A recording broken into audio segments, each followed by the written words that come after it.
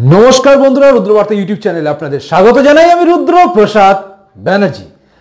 भोटेर रंगे रुद्रबार्तार संगे अनुष्ठान शुरू करार आगे आपनादेर मने करिये दिई सेटा हच्छे चैनेलटा सबस्क्राइब करते भुलबेन ना एबं भिडियोटा शेष पर्यन्त देखबेन। यदि भालो लागे लाइक करतेও किन्तु भुलबेन ना। चलुन शुरू करा जाक भोटेर रंगे रुद्रबार्तार संगे।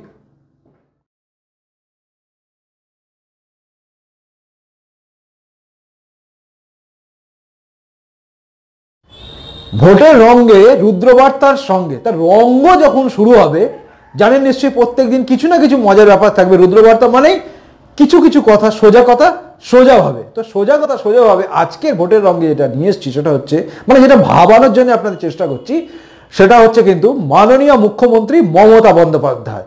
ममता बंदोपाध्याय एबं तार सभा अर्थात निर्वाचनेर प्रचारे लोकसभा निर्वाचनेर प्रचारे विभिन्न जायगाय तार जे सभा तो সেই সভার পরিপ্রেক্ষিতে কিছু কথা আপনারা ভাববেন।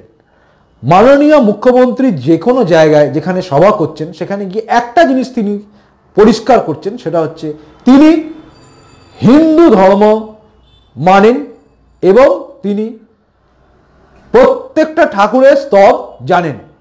যার জন্য কিন্তু পশ্চিমবঙ্গে এখন বিভিন্ন তৃণমূলের প্রচার যেখানে মমতা বন্দ্যোপাধ্যায় আছেন সেখানে কিন্তু হিন্দুত্বময় হচ্ছে। ভালো লাগছে। পশ্চিমবঙ্গ বহুদিন পর একটা হিন্দুত্বময় জায়গায় মাননীয় মুখ্যমন্ত্রী মমতা বন্দ্যোপাধ্যায় টিএমসি কে নিয়ে আসছেন। তার কারণ হচ্ছে যেখানেই যান যেখানেই সভা হন সেখানে কিন্তু শাক এবং উলু এটা কিন্তু এখন ফিক্সড হয়ে গেছে। মমতা বন্দ্যোপাধ্যায়ের সভায় শাক এবং উলু বাজবেই। মানে যে উলুর ধ্বনি বাংলাদেশে অনেক জায়গায় বন্ধ হয়ে গেছে, যে শঙ্খধ্বনি বাংলাদেশে বন্ধ হয়ে গেছে, পশ্চিমবঙ্গের কিছু কিছু জায়গায় শোনা যায় বন্ধ হচ্ছে, মানে করা যাবে না, কিছু কিছু নিয়ম কড়া নিয়ম হচ্ছে। সেখানে দাঁড়িয়ে কিন্তু মাননীয় মুখ্যমন্ত্রী সভায় এবং সেখান থেকে তিনি সবাইকে উদ্বুদ্ধ করছেন যাতে শাক এবং উলু ধ্বনি হোক। আর এটা ভালো লাগছে এই কারণেই, তার কারণ হচ্ছে ভালো তো আমাদের লাগবেই। যেহেতু আমি বলেছিলাম না আগে আমার কাছে দেশ, তারপরে আমার কাছে ধর্ম, তারপরে আমার জাতি, তারপরে আমার অন্য কিছু। তো সেখানে দাঁড়িয়ে আমার তো ভালো লাগছে কারণ ধর্ম যেহেতু আসছে। দেশের কথা নাই বা ভাবলেন উনি, দেশের কথা ভেবে উনি যে সমস্ত মানে সার্জিক্যাল স্ট্রাইক নিয়ে যে সমস্ত উক্তি যা করেছেন সেগুলো নয় বাদ দিলাম আমি, কিন্তু ধর্ম নিয়ে যখন এসছেন ওখানটা আমার ভালো লাগছে। এবং প্রতিটা সভায় তিনি কিন্তু মন্ত্রোচ্চারণ করছেন এবং মন্ত্রোচ্চারণটা বেশ একটা পর্যায়ে নিয়ে গেছেন। শুরু করছেন হয়তো সরস্বতী দিয়ে, মানে সরস্বতী পুজোর বন্দনা দিয়ে, কারণ সরস্বতী বন্দনা সরস্বতী পুজো এখানে বন্ধ হয়ে যাবে বলে বিজেপির যে প্রচার আছে মানে সেটাকে মিথ্যে প্রমাণ করার জন্য। যদিও সর্বৈব সত্যি কথা হচ্ছে তেহট্ট বলে একটি স্কুলে অর্থাৎ হাওড়া তেহট্ট বলে একটি স্কুলে কিন্তু সরস্বতী পুজো বন্ধ হয়েছিল এবং যেটা বিগত বছরে শুরু হয়েছে। তো কাজেই এই সরস্বতী পুজো বন্ধ এটা সত্যি হয়েছিল। দুর্গা পুজো নিয়ে উনি দুর্গার মায়ের স্তোত্র বলেন, সেখানে দুর্গা পুজো কিন্তু কলকাতায় বন্ধ হয়েছিল। একটি আমি যেটা জানি কি কারণে বন্ধ হয়েছিল বলতে পারবো না, কিন্তু মমতা বন্দ্যোপাধ্যায় বন্ধ হয়েছিল এবং বিসর্জন নিয়ে এখানে প্রবলেম হয়েছিল। হাইকোর্ট অবধি মামলা গেছিল এবং হাইকোর্টের মামলায় গৌরব বসু অ্যাডভোকেট তিনি জিতেছিলেন, যিনি আমাদের রুদ্রবার্তায় একাধিকবার বক্তব্য রেখেছেন এবং আগামী দিনেও তিনি বক্তব্য রাখবেন। কাজে তার কাছ থেকে শোনা যায় এখানে হেরেছিলেন, এটা হয়েছিল। তাও তিনি তার জন্যই তিনি প্রমাণ করার জন্য মরিয়া চেষ্টা করছেন যে তিনি হিন্দু ধর্মের ধর্মাবলম্বী এবং হিন্দু ধর্মকে তিনি প্রাধান্য দেন। এর মধ্যে আজকে একটা যেটা খবর পাওয়া গেছে সেটা হচ্ছে উনি যেটা মন্দির নিয়ে এবং মন্দিরে যাত্রা নিয়ে যেটা বলেছেন সেখানে জানিয়ে দক্ষিণেশ্বরের যে স্কাইওয়াক করেছিল সেই স্কাইওয়াকে ফাটল দেখা দিয়েছে। অর্থাৎ খুব শীঘ্রই অল্প কদিনের মধ্যে উদ্বোধনের পরে কিন্তু ওতে গড়বড় দেখা যাচ্ছে। কাজে এই যে ব্যাপারটা এটা তো রয়েছে বাদ দিন, এটা তো মানে কি বলবো নির্মাণকর্মী এবং তার মধ্যেকার ওই টাকা পয়সা ছোটোখাটো ব্যাপার আর কি, কত পয়সা কমিশন, কত পয়সা কি গেছে না গেছে পরবর্তী ক্ষেত্রে হয়তো আবার এই সরকার চেঞ্জ হলে তখন বোঝা যাবে। সরকার চেঞ্জ যদি হয় তাহলে বোঝা যাবে যে এরা কত টাকা ওই স্কাইওয়াকে গন্ডগোল করেছে। কারণ চৌকিদার চোর, অমুক চোর, মুখ্যমন্ত্রী মমতা বন্দ্যোপাধ্যায় বারবার বলে এসছেন প্রধানমন্ত্রী চৌকিদার চোর এসব বলেছেন, এখন বলছেন না। যে রাহুল গান্ধী ক্ষমা চেয়েছেন উনি চুপ করে গেছেন, তো আমরা তো ভাবতেই পারি এতেও নিশ্চয়ই স্কাইওয়াকে নিশ্চয়ই কিছু স্কাই করে টাকা পয়সা সাই করে পকেটে চলে গেছে। যাই হোক ওটা আলাদা প্রসঙ্গ। কিন্তু মাননীয় মুখ্যমন্ত্রী আজকে একটা সভায় তিনি বক্তব্য রাখার সময় বললেন, ভালো করে বললেন আমার গোত্র কি। অর্থাৎ তিনি কোথাও পুজো দিতে গেছিলেন, সেখানে গিয়ে তিনি জিজ্ঞেস করছেন, তাকে যখন জিজ্ঞেস করেছে আপনার গোত্র কি, তিনি তখন বলেছেন আমার গোত্র হচ্ছে মা মাটি মানুষ। মনে রাখবেন, ধর্মতে কিন্তু হিন্দু ধর্মতে অর্থাৎ সনাতন ধর্মাবলম্বীতে এখানেই কিন্তু ফানুসে ফুটো হয়ে গেল। তার কারণ কেন বলুন তো? গোত্র নিয়ে এইটা কিন্তু কেউ সনাতন ধর্মাবলম্বীরা কেউ করে না। কারণ গোত্র মানে হচ্ছে ঋষি, অর্থাৎ ধরুন আপনি যে বংশে যে গোত্রে তার ঋষির আপনি বংশধর, এইটা কিন্তু সনাতনী কালচার। যাই হোক, উনি নিজেকে সনাতনী প্রমাণ করতে করতে এমন জায়গায় নিয়ে গেছিলেন এবং নিয়ে যাওয়ার পরে যখন বলে ফেললেন যে আমার গোত্র বলেছি মা মাটি মানুষ, আমি না হয় তাও মেনে নিলাম। উনি মা মাটি মানুষ গোত্র বললেন, বলে সনাতন ধর্মকে কিছুটা হলে ছোট করার পরেও আমি মেনে নিচ্ছি তার বক্তব্য ভালো, তিনি মানবতাবাদী। কিন্তু মা মাটি মানুষ মানে কারা? এই মা মানে কি পশ্চিমবঙ্গের মধ্যে থাকা শুধু হিন্দু মা নাকি মুসলিম মা? মুসলিম মা যদি হন তাহলে কি 3 তালাক যারা বিরোধিতা করছিল তারা কারা? অর্থাৎ 3 তালাকের কি আপনি সমর্থন করেন? 3 তালাক, জানি না 3 তালাক ইসলাম ধর্মে ভালো প্রথা কি খারাপ প্রথা, বিভিন্ন ইসলামিক কান্ট্রিতে এগুলো বন্ধ হয়ে গেছে 3 তালাক, কিন্তু 3 তালাকের পরিপ্রেক্ষিতে কিন্তু তিনি কোনো বক্তব্য দেননি।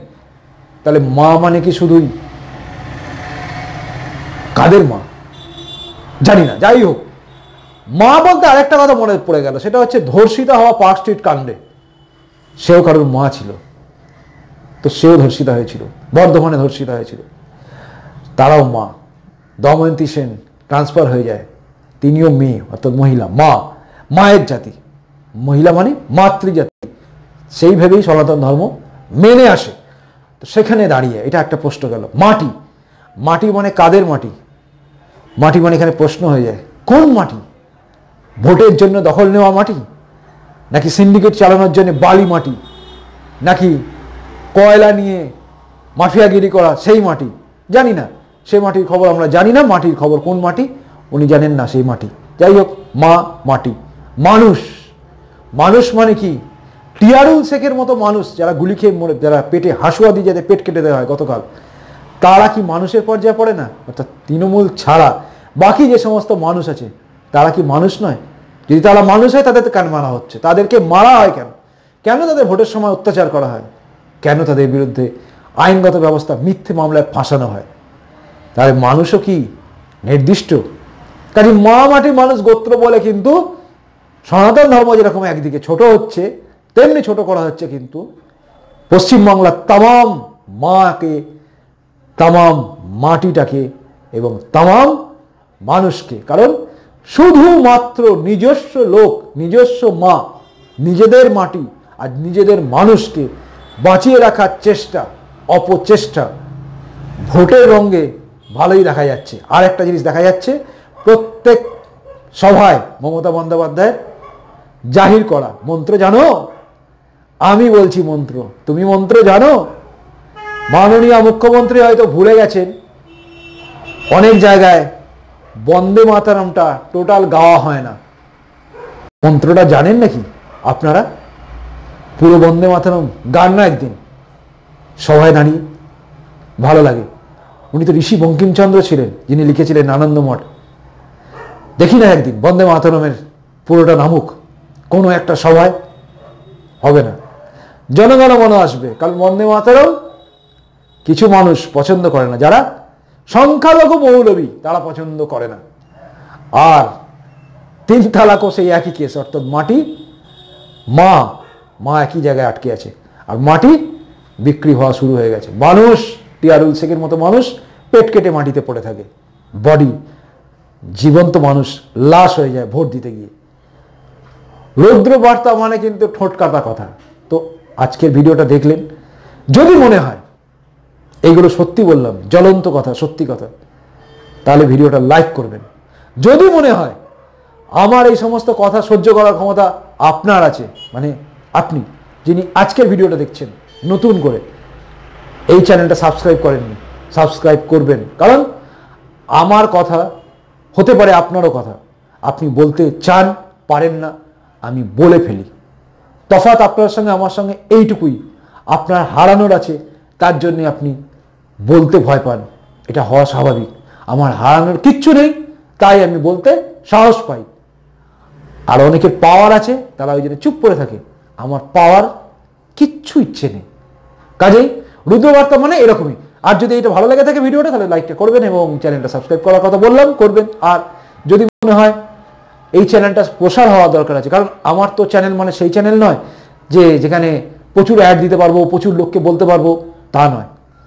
নুন আনতে পান্তা, মানে কি হয়, নুন আনতে পান্তা খাওয়া ব্যাপারটা যেটা থাকে, সেই পরিস্থিতিতে আমি কাজেই চ্যানেল সাবস্ক্রাইব করার জন্য লোককে শেয়ারও আপনাকেই দায়িত্ব নিতে হবে। মানে আপনি দেখেছেন, আমাকে ভালোবেসেছেন, দায়িত্ব আপনাকে নিতে হবে।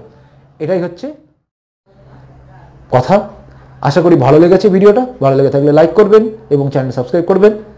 চলুন আমরা আসি, আমি আজকে আসি, আবার দেখাবে কালকে। কাল থেকে থাকবে সকালের বার্তা, দেখতে থাকবেন রুদ্রবার্তা। নমস্কার, বন্দে মাতরম, ভারত মাতা জয় হোক, জয় হিন্দ। এখনকার মতো রুদ্রবার্তা শেষ হলো। দেখতে থাকুন রুদ্রবার্তা, চ্যানেলটা সাবস্ক্রাইব করুন। ভিডিওটা ভালো লেগে থাকলে লাইক করবেন অবশ্যই। সবাই ভালো থাকুন, শান্তিতে থাকুন এবং রুদ্রবার্তা রেগুলার দেখুন। ধন্যবাদ।